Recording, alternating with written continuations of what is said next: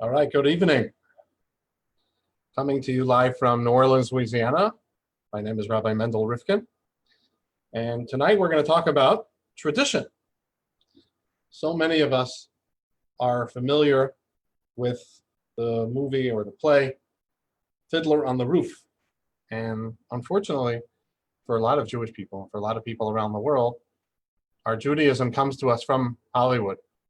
Like, for example, we're just coming off of the holiday of Shavuos, where we re-experienced the giving of the Torah at Mount Sinai. And for a lot of people, 10 Commandments, the movie, is what the holiday of Shavuos is all about. As a matter of fact, that people associate Charlton Heston with the voice of God. And Tevye is the ultimate authority on everything Jewish. Tonight, right here on the Jewish Learning Institute Facebook Live page, we're going to share an alternative perspective and explain why, in my opinion, Tevye got it all wrong. So what's the premise of Tevye's claim? That everything in Judaism is a tradition. We all remember the song, tradition, tradition. And then he says, we do this and we do that. And if you ask me why, I'll tell you, I don't know, but it's a tradition. We've been doing the same thing for hundreds of years, for thousands of years. This mitzvah and that mitzvah, this tradition and that tradition, this ritual and that ritual, and nobody really knows why. The rabbi doesn't know why. Tevye doesn't know why. His wife and children don't know why. And that's why things begin to unravel very quickly. And the truth is that that could not be further from the truth. The reality is that mitzvahs are far more than tradition. Let's first examine the word tradition and see why that word does injustice to what a mitzvah really is. So a tradition, if we could define it loosely, is a vertical connection with the past. A tradition is something that was developed somewhere in our history and has been fulfilled for generations. Like, for example, Jews have been celebrating Pesach and making a Seder for thousands of years since the Exodus. So why do we do it? We don't know. It's just because that's what my father did, that's what my mother did, that's what Grandma Fanny did, and that's what our ancestors have done for thousands of years. That's a tradition. It's a thing that we do because that's what we've always done, but we have no idea, perhaps, why we're doing it. Another word that's bandied around a lot when describing mitzvahs is ritual. What's a ritual? Perhaps we could define ritual as a horizontal connection with Jews around the world. A ritual would be something uniquely Jewish that we do like Jews do it everywhere else around the world. For example, we light Shabbat candles right before sunset on Friday afternoon, and that's what Jews do all over the world. Why? We have no idea, but it makes us feel Jewish because Jews are doing it at the same time all over the world, and that connects us to each other. So these are both beautiful ideas. Connecting to history by way of tradition, connecting to our fellow Jews around the world by way of ritual. These are beautiful ideas.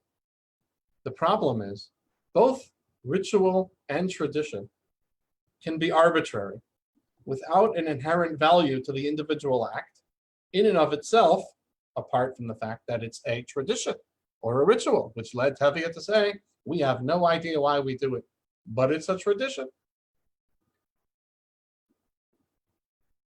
It also would appear that if we just accept that mitzvahs are traditions or rituals, that there is no tangible benefit from the act of the mitzvah, aside from the fact that it feels Jewish and it maintains Jewish peoplehood. These are, by the way, both two very compelling motivations and great benefits. But to say that that is the sum total of a mitzvah would be selling mitzvahs very short. So tonight, in the time that we have together, I'd like to examine three approaches to the definition of a mitzvah. We're going to take the approach of the Jewish philosophers, we're going to take the approach of the Jewish mystics, and then we will take the approach of the Hasidic masters.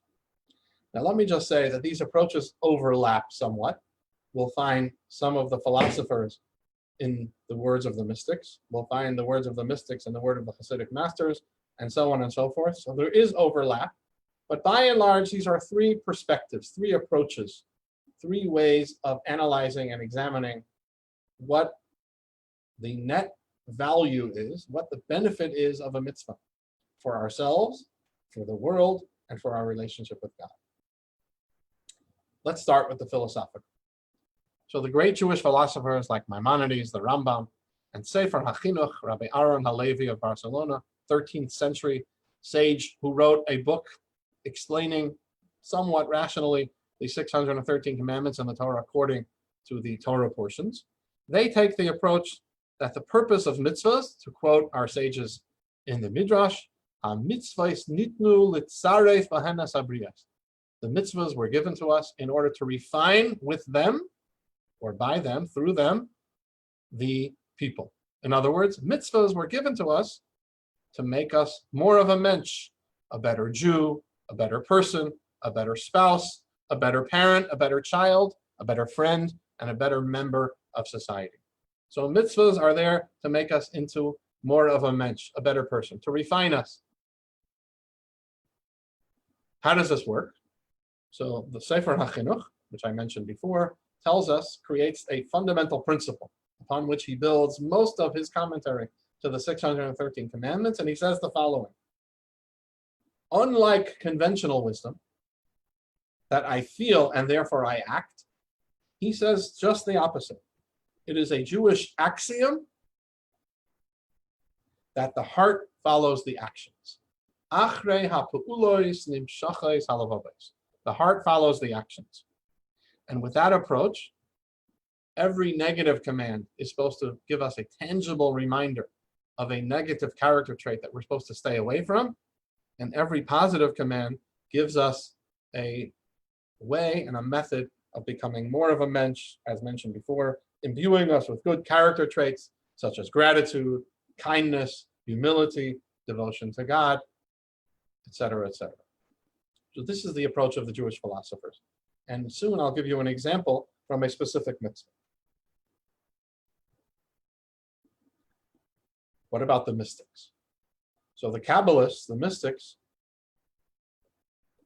mostly the mystics in the school of Lurianic Kabbalah, the Arizal, Rabbi Yitzchak Luria, the 16th century Kabbalist of Tzvat, who gathered around him some of the mighty scholars of Jewish mysticism, who recorded his teachings, and he also echoed the teachings of those that preceded him, the Ramak, Reb Shimon Bar Yochai, and others. They follow the idea that the world exists on multiple levels, or there are multiple planes of existence. We can call them worlds or realms. These are layers of reality. Each mitzvah that we perform causes the release of an energy formula that is suffused throughout all of these worlds, transforming them and filtering down into our physical world. And it is therefore that they associate each mitzvah with another part of, quote unquote, the divine body. Now we know, of course, that Judaism doesn't believe that God has a body. We're talking here strictly from an anthropomorphic standpoint. We're using the human body as a metaphor. Just as the human body has 248 limbs and organs and 365 blood vessels and sinews, so too the Torah contains 248 positive commands and 365 negative injunctions, mitzvahs aseh and mitzvahs lo aseh, and they say that each of these mitzvahs is connected to another part of, again, quote unquote, in an anthropomorphic sense, the divine body. So when we do a mitzvah that connects to a particular part of our body, that connects us to whatever that symbolizes or represents within the divine reality. So this energy that comes about through a mitzvah is released to the individual performing the mitzvah as well as the world around. And again, we're going to bring an example soon. We're going to cite a particular mitzvah and see how each of these approaches explains that particular mitzvah. And finally, we have the approach of the Hasidic masters. Hasidus explains that the word mitzvah is etymologically connected to the Aramaic term savsa, which means bond or connection. In other words, A mitzvah is a bridge, a connection between a human being who is finite, limited, defined, and an infinite God, a God who is beyond all definition, beyond all description, and beyond all capacity for a finite being to connect to. And it is therefore that our only chance, our only opportunity for bridging the gap between the finite and the infinite are these mitzvahs. These bridges that Hashem built for us, that God built for us, that allow us to climb that divide, to bridge the gap between finite and infinite, between creator and created.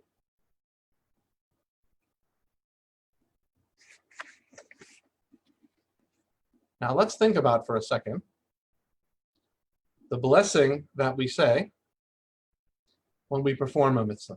We say, usually before performing a particular mitzvah, we say, Baruch atah Hashem, blessed are you God, Elokeinu melech haolam, King of the universe, our God, King of the universe, Asher kiddishanu b'mitzvahs, who has sanctified us with his commandments, vitzivanu, and has commanded us. The word kiddishanu, which means sanctify, is also used when a groom slips a ring onto the finger of his bride under a chuppah at a Jewish wedding. We use that same verb. A man says to a woman, Harei at mikudeshes li b'tabas zu. Behold, you are consecrated to me with this ring. And what does that mean, consecrated? That means that they are now exclusively for each other and not to anyone else. Similarly, the Tanya tells us, fundamental work of Chabad thought, that through a mitzvah is like the ring that Hashem slips on our collective Jewish finger, consecrating us to him, allowing us to connect, to forge a connection, to forge a bond, similar to the bond of marriage, where a husband and wife become one. A mitzvah is that power, the power of bonding, the power of connection between a Jew and God, between the performer of the mitzvah and the one who commands, between creator and created. Now, Hasidus also highlights the Kabbalistic elements of refining the world, tikkun olam, refining the universe, as well as the concept of dira b'tachtonim, the desire that Hashem has to create a dwelling place for him in this world through our actions. So now that we've given a little overview of these three approaches, the approaches of the philosophers, the approaches of the mystics, the Kabbalists, and the approach of Hasidus, let us now examine a sample mitzvah, and we'll see how each of them explain what the purpose of this mitzvah is. And then we'll circle back and see how this ties in to our original point. This mitzvah that I have sampled for today is Tefillin. Tefillin is a very important mitzvah. It's one of the 248 positive mitzvahs in the Torah. It is a biblical precept. It is one that our sages tell us is equal to all other mitzvahs for a number of reasons, which we're not going to get into tonight. So let's use the example of the mitzvah of tefillin. How does putting on tefillin make us into a better mitch? How does putting on tefillin make us into a better person, a better Jew, a better spouse, better father, better child, better sibling, better coworker, better person? So Sefer HaChinuch, again, I go back to that same book, explains tefillin in the following way. He said, God gave us an evil inclination, which is our drive towards self-indulgence, towards self-centeredness. It's a self-oriented drive within each and every one of us. The problem is that the world is filled with opportunities for self-orientation, for self-centeredness, for self-indulgence. How can we then remember that we have another drive that needs to be satisfied? How do we remember our commitment to God? How do we remember our obligation to remain above all of that self-indulgence? So in order for that to be achieved, God gave us a number of reminders, if you will. It's a number of landmarks. Similar to when you're traveling, right? You want to create certain You want to say there are certain reminders on your map that are going to remind you that you have to go in a particular direction. So Hashem put mitzvahs, certain mitzvahs in place that are there to serve us as reminders of our commitment to Hashem. And they do so by having us perform actions that awaken within us that remembrance. So for example, when a person walks through their door, the door of their home, and they see a mezuzah, it reminds them that God is present in their lives and that they need to be mindful of that relationship and God's presence in their life. When a person puts on a talis, enveloping themselves in a mitzvah, that further serves as a general reminder that we have a commitment to Hashem. When it comes to tefillin, there are two very specific areas of life that we're reminding. One is the area of thoughts. The other is the area of desires or feelings. We place tefillin on our arm, very close to our heart. We place the head tefillin on our head, very close to our brain. And in doing so, our sages teach us, this is supposed to remind us that it is important for us, in order to let go of that self-oriented drive, in order to loosen the hold of that self-centeredness on our lives, we do the mitzvah of tefillin. We put this tefillin on our arms to remind us that the desires in our heart should be directed towards the service of God. We put them on our heads to remind us that the thoughts of our mind should be directed to the service of God, so that we remember that Hashem is in control of everything and He has the power over the universe, and that He did amazing things for us, like taking us out of Egypt, and that we are beholden to Him, and that He is indeed one. Like the Tefillin tell us, Shema Yisrael, Hashem Elokeinu, Hashem Echad. So in this sense, the Tefillin are there to serve as reminders for us to curb the animalistic drive, the self-centered drive, the self-oriented drive within ourselves, and to highlight, to accentuate the mission-oriented part of our life, that part of us which is supposed to be more devoted to things more sublime than our next meal or our next feel-good experience. What do the Kabbalists say about tefillin? The Kabbalists talk about tefillin as being something, as I mentioned earlier, that is compared to the entire Torah.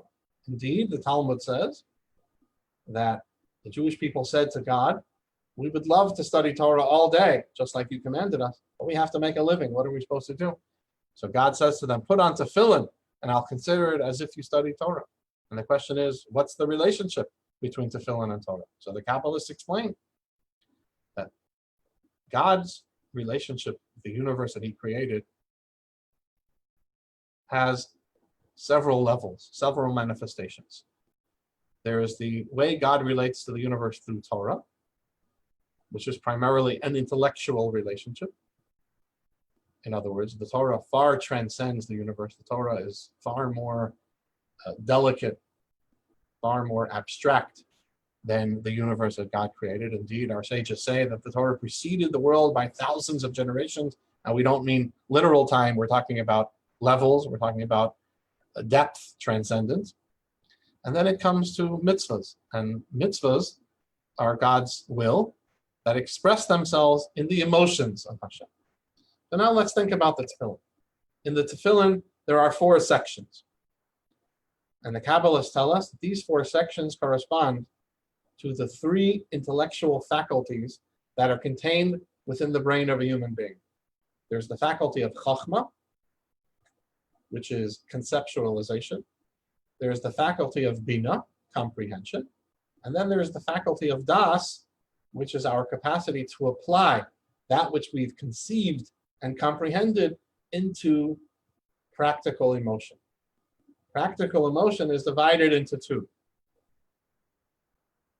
Attraction, withdrawal.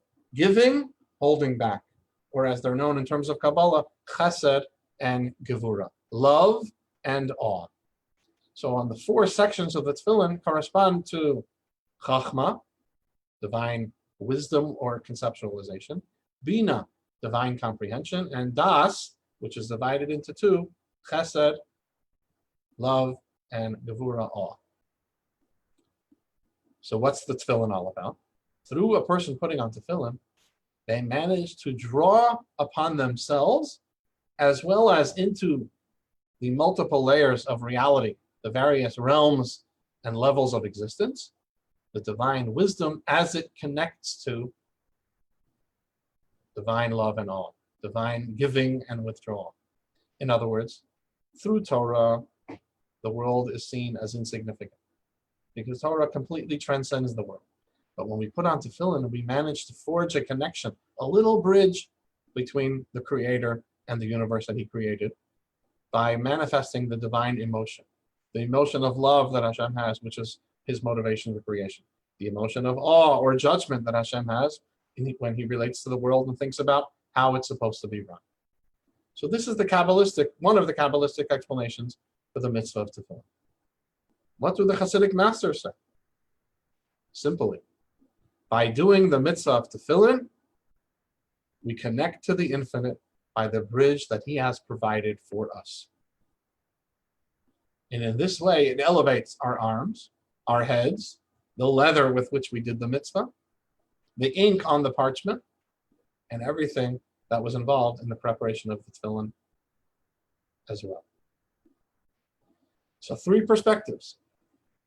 They're really all important. We need all of them. But if a person could at least come to terms with that 3rd perspective, the Hasidic perspective, the perspective that a mitzvah affords us the ability to connect to Hashem, to bridge the gap between the finite and the infinite, this is the greatest gift that a person can give themselves. In fact, when it comes to the philosophical or the mystical, if a person fails to understand or appreciate that which the mitzvah represents, then perhaps one could argue the mitzvah was a waste of time. But when we understand that the mitzvah is simply an opportunity to connect to Hashem, whether I know it or not, whether I appreciate it or not, whether I intend to or not, it really doesn't matter what I was thinking. The very fact is, when I do it, when I perform the mitzvah, I forged a connection, a bond that is eternal and unbreakable. And usually, those connections foster new connections and give us the ability and the capacity and the interest and the desire to do another mitzvah and another mitzvah and another mitzvah. It also helps us realize that even if sometimes we're not in the mood of doing the mitzvahs, or we can't get ourselves up for appreciating the inner intent, or we're not looking to become more of a mensch, or we're not looking to suffuse divine energy into the universe, we do it anyway, because we want to be connected to Hashem. And obedience, that sense of devotion, is very, very important. And finally, when we approach a mitzvah from the perspective of Hasidus, we then realize that whatever Hashem tells us to do is valuable. It's not so important how I see the act, but it's that Hashem designated that this particular act, this particular mitzvah, is valuable to Him. Or to use the Hasidic terminology, Ilu nitztavinu lachtoiv eitzim, and Hashem commanded us to chop wood all day, then that would be our opportunity to connect. The beauty is that there are many layers, and I've just given just a little short, small glimpse into the beautiful, multiple, and amazing degree of layers that exist within each and every mitzvah, within each and every aspect of the Torah. So, of course, mitzvahs are traditions, and of course they're rituals, but to sum it up to just a tradition, well, Tevye got it all wrong. Thank you for joining me. Have a wonderful evening.